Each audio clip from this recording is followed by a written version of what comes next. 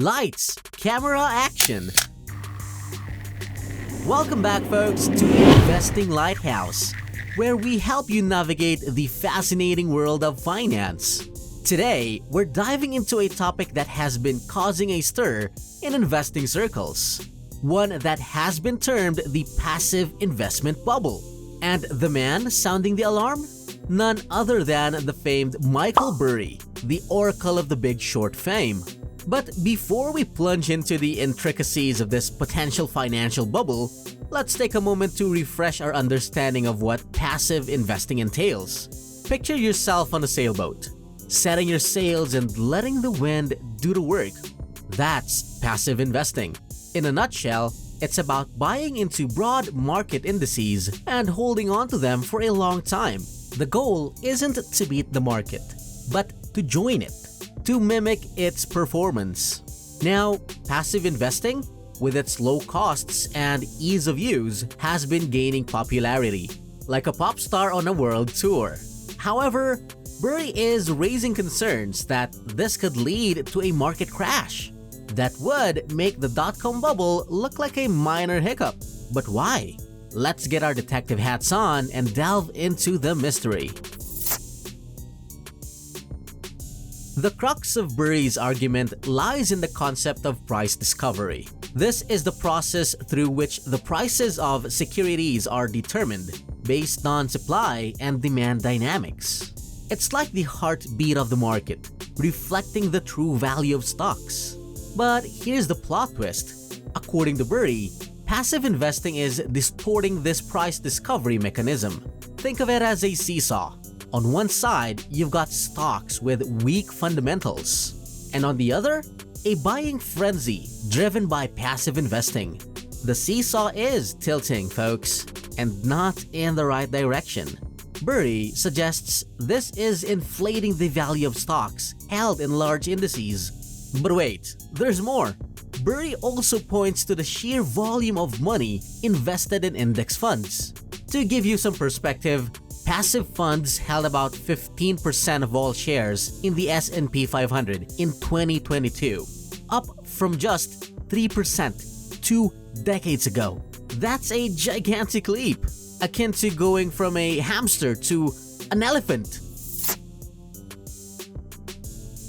Now, imagine a scenario where liquidity dries up and there are fewer buyers in the market.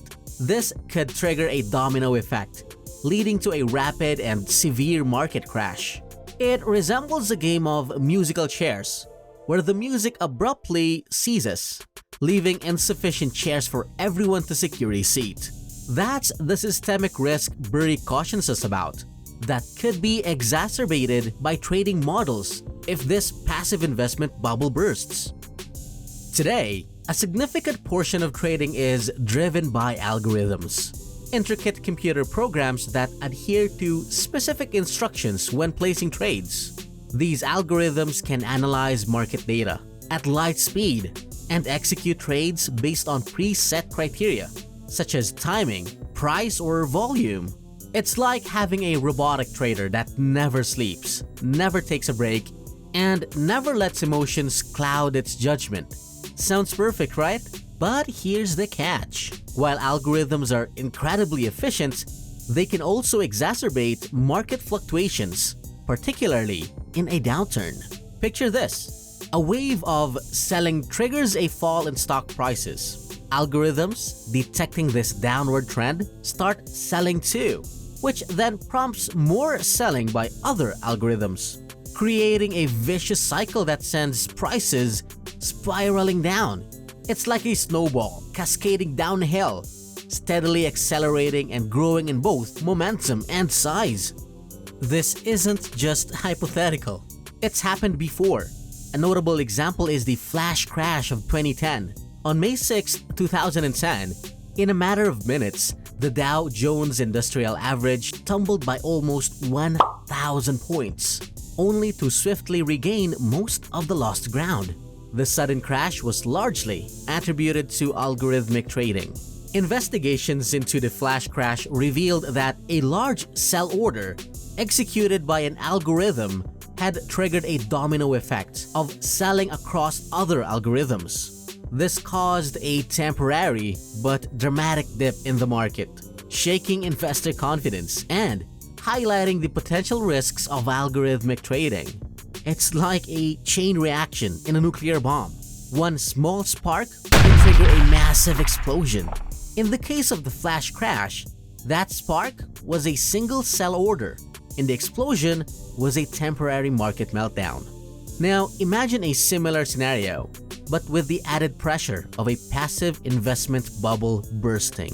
The potential for a rapid, severe market crash becomes all too real. It's like adding fuel to the fire, increasing the intensity and potential damage of the blaze. But let's not hit the panic button just yet. While Burry's warnings are thought-provoking, it's important to remember that predicting the market crashes is more art than science, more intuition than formula. While the rapid growth of passive investing is undeniable, its impact on market dynamics is a complex issue with many variables at play. Passive investing has democratized access to the stock market, making it easier for everyday investors to build diversified portfolios. However, it is crucial to grasp the inherent risks and intricacies associated with this approach. As the saying goes, there's no such thing as a free lunch. So folks, the bottom line is this: investing always involves risk. Whether you're an active investor, doing the financial equivalents of treasure hunting, or a passive investor, riding the market waves, it's crucial to understand the strategies you're using and the potential pitfalls they may have. Remember, the key to successful investing isn't predicting the next crash or riding the next wave. It's about understanding your financial goals, assessing your risk tolerance, and building a portfolio matching your needs and circumstances. It's about playing the long game, staying the course, and not getting swept away by the tides of market speculation and panic. That being said, Burry's warning is a valuable reminder not to get complacent. In a sea of passive investing, it's worth keeping your eyes open and your mind alert. Don't simply follow the herd. Take the time to understand what you're investing in and why. For instance, if you've invested in an index fund, are you comfortable with all the companies in that index? Do you believe in their long-term prospects? Or are you simply hoping to ride the wave of their current popularity?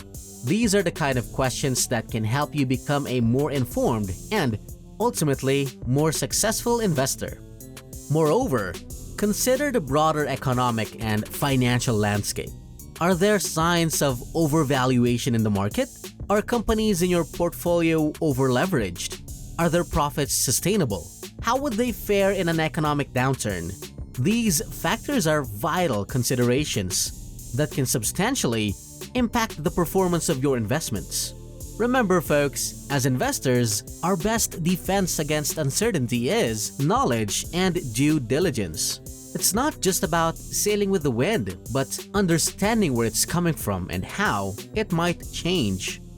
To wrap it all up, the debate on passive investment bubble is gripping the investing world.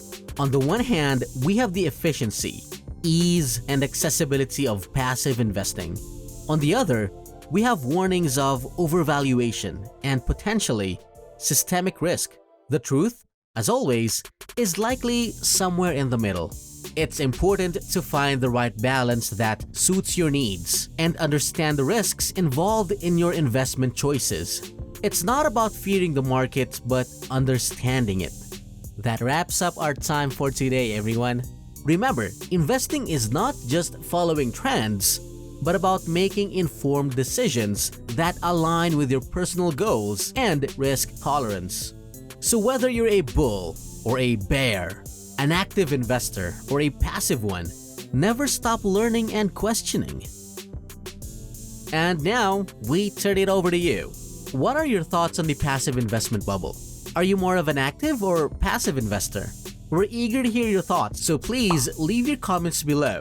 If you found this video informative and useful, show us some love by hitting that thumbs up button and subscribing to our channel. Until next time, stay savvy, folks!